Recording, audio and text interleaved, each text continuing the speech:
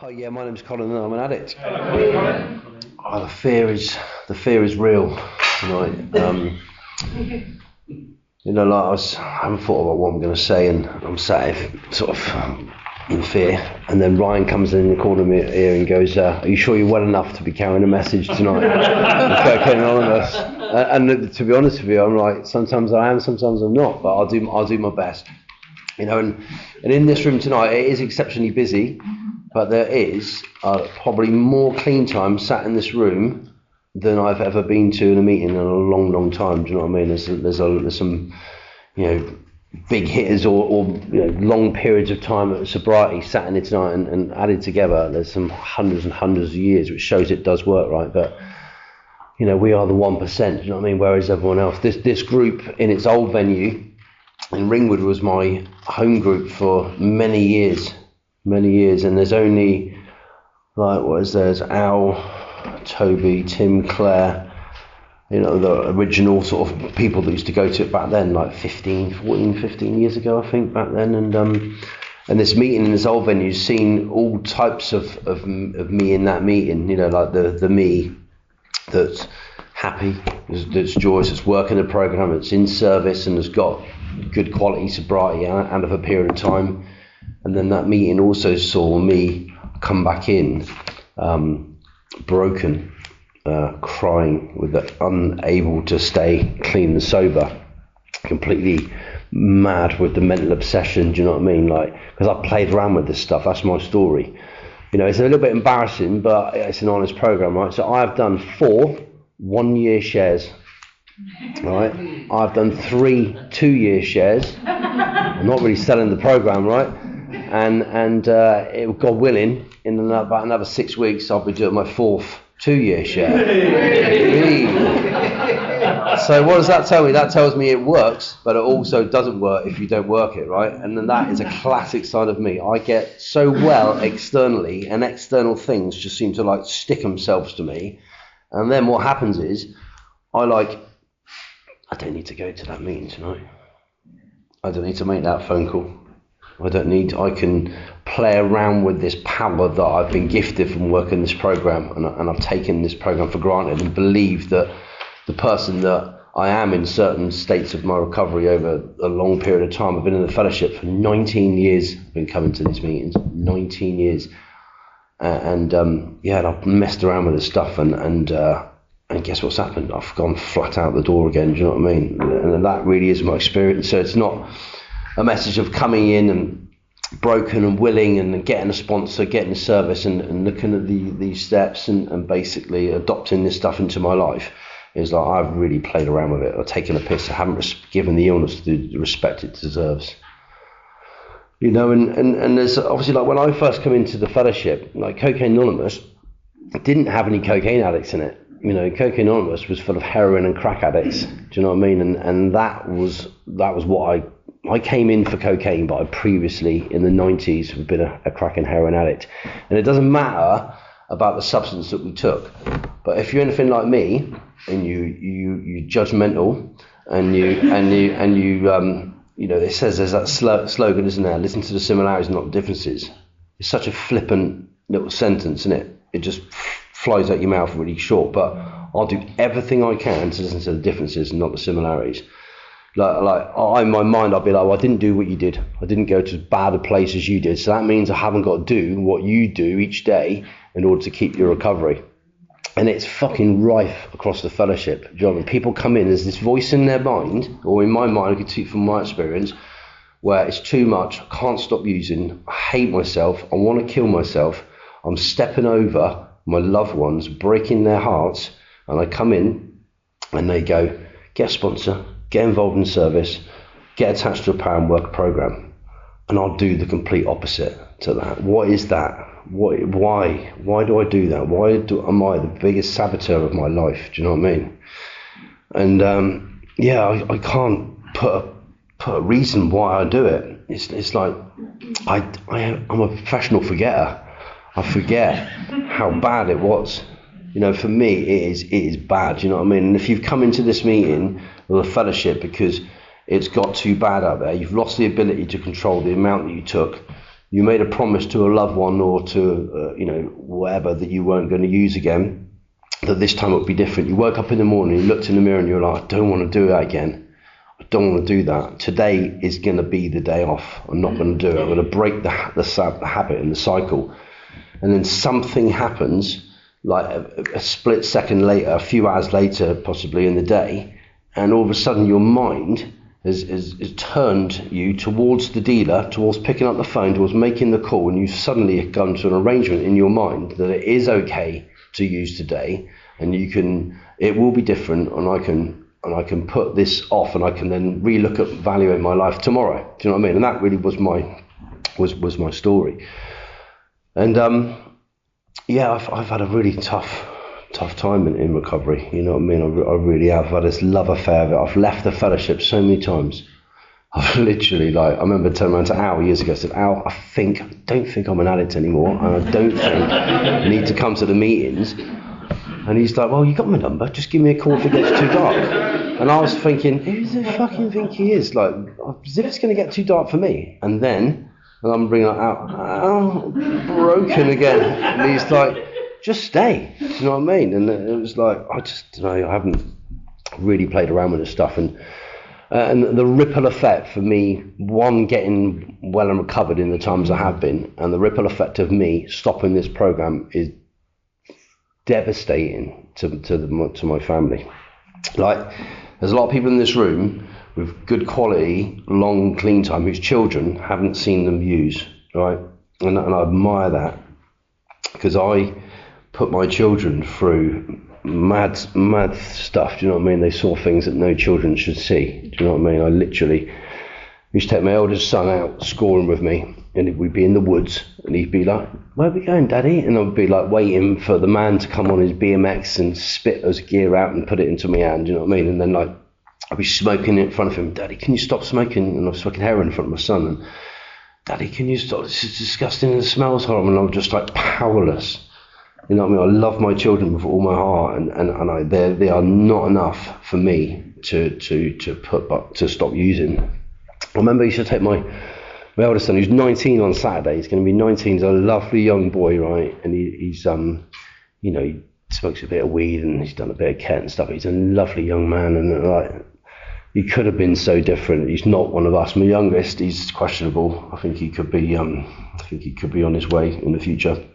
But I used to take him, because I'd still have him, right, at the weekends. And I remember taking him to the Little Down Centre and go to the wacky swim, right, where all the inflatables and the slides and stuff are on.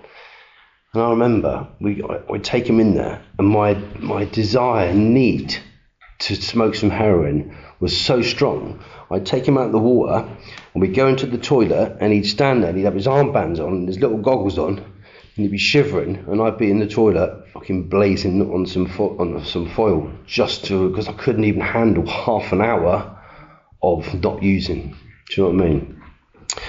In lockdown, I had one of my really darkest relapses, and my youngest son and his mum came round, and I'm a psychosis, cocaine and crack user. I literally am the strangest person I know. Do you know what I mean? I do some mad stuff when I smoke, and I built this big house, and I got like a CCTV system with a fucking media cupboard with monitors and stuff around it, and I literally created this, and I didn't realise at the time, I was setting myself up for a massive slip, and he come round with his mum, and I disappeared for mum's no one to see me, and I was about 10 and a half stone, and I was broken, I was grey, I was just big beard, so I could smell myself. Do you know what I mean? Literally, I was just a creature, and they come round knocking on the door, and they thought I'd done myself, and thought I'd hang myself or I was dead.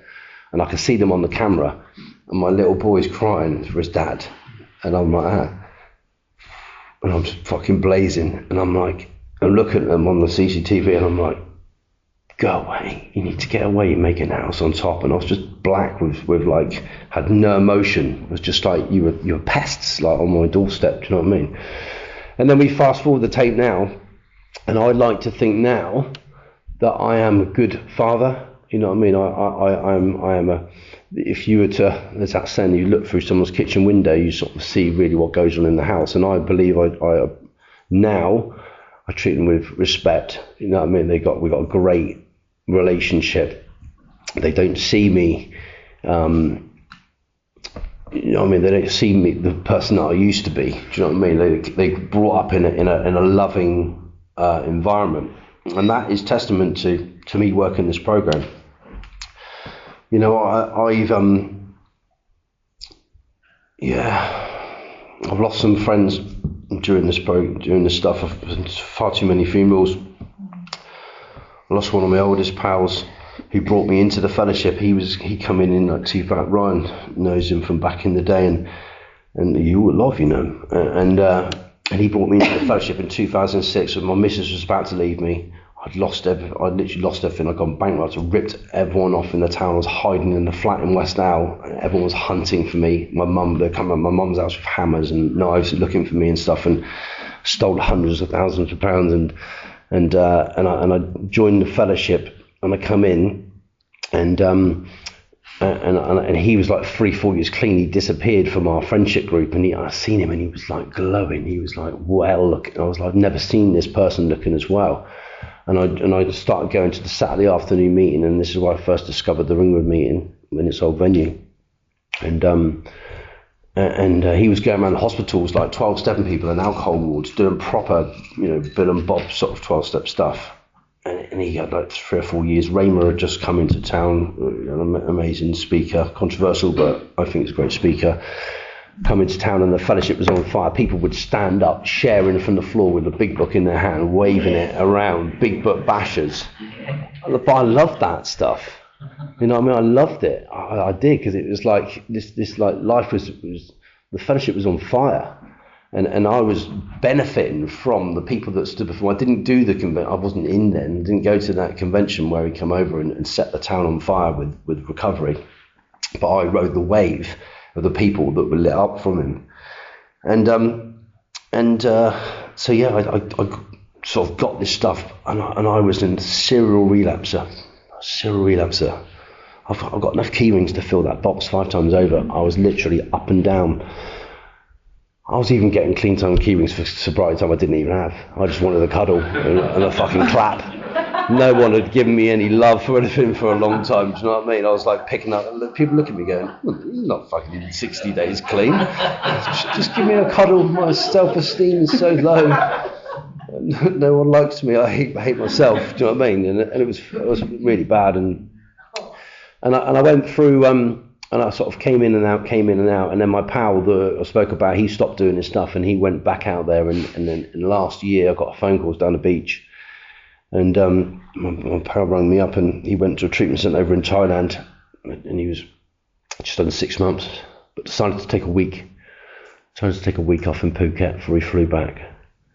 3 days in, he was found dead in that hotel room in Phuket.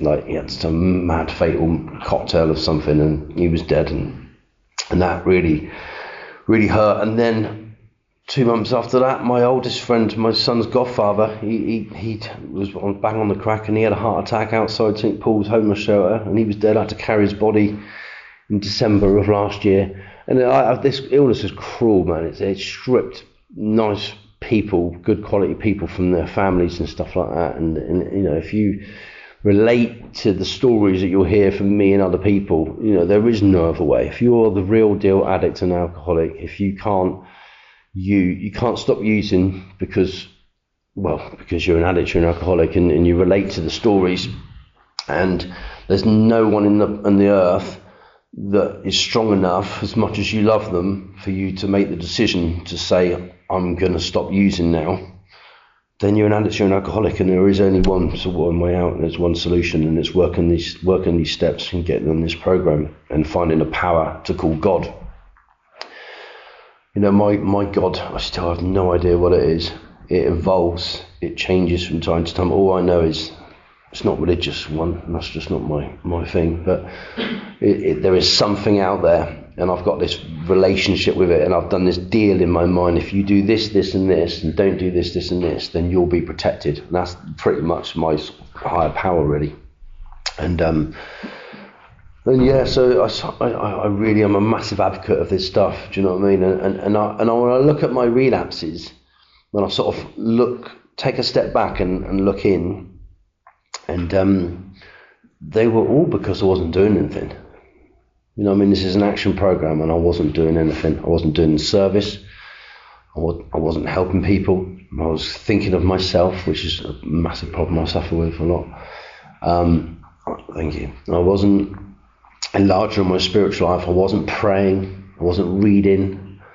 And what I'm doing now to stay clean and sober is like I enjoy service. I had to make myself enjoy it, and I actually do. You know what I mean? I literally, this fellowship saved my life. I have no shadow of a doubt that I would not be here today. But before I died, I'll fucking break everyone over and over again. You know what I mean? My poor mum and dad, what I put them through. Oh man, I've been in the papers. The house getting raided for decades. They've had bad shit come to their doorstep because of me.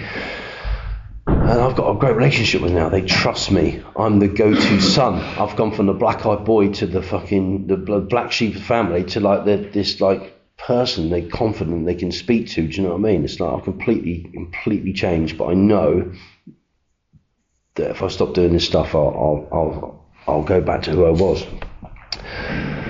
I've got sponsees. I'm sponsored. I like doing service. I just do all this sort of stuff. The stuff that you'll hear in this meeting and in other meetings, it's that same boring stuff. Oh, change the story, get a sponsor, get a home group, get into service, that sort of stuff. It's pretty simple, man. And that stuff is keeping me safe and protected. Do you know what I mean? But I come here not to proclaim my wellness. I come here because I'm unwell. I have an illness, which essentially I mask by taking substances, but underneath the illness I have a thinking and feeling problem. I don't think and feel like other people. Someone could say something to me and I'll digest that very differently to how another person would. Highly emotional, highly dependent on things, seeks affirmation. You know, I could sit and I could list out a whole for 20 minutes all the things that are wrong with me. Do you know what I mean? And when I chat with my pals that I've made in recovery, I've got some really staunch friends in recovery. We go around the world and we go to places. We just come back from Iceland with recovery group people, going to fucking watching waterfalls and volcanoes, swimming in volcanic water and stuff like that. I've done some mad stuff. Recovery has given me a wonderful life today. And I know it could be taken away in a heartbeat. That's why I keep up my enthusiasm for this program. I really do. I have to be plugged into it. I didn't half-heartedly take drugs. I didn't half-heartedly sell drugs. I was fully involved in the whole drug game. Everything I said, did and went was drug related. And now if I just put a quarter of that into my recovery, I'll be safe and I'll be protected. And yeah, for me that is enough. Do you know what I mean? That's enough. I've got a home group. I do all the stuff on the tin that everyone says. You know what I mean? And it ain't rocket science. And I know there's a few people in the room that, again, been like me, sort of struggle with this stuff and try to leave and do it on their own. And if you are the real deal, you'll fall flat on your face. Do you know what I mean? You know, it's a small price to pay for a wonderful life. I'll cut it short now, and thanks for listening. I don't know if I've made any sense whatsoever, but yeah, thanks for letting me share. Cheers.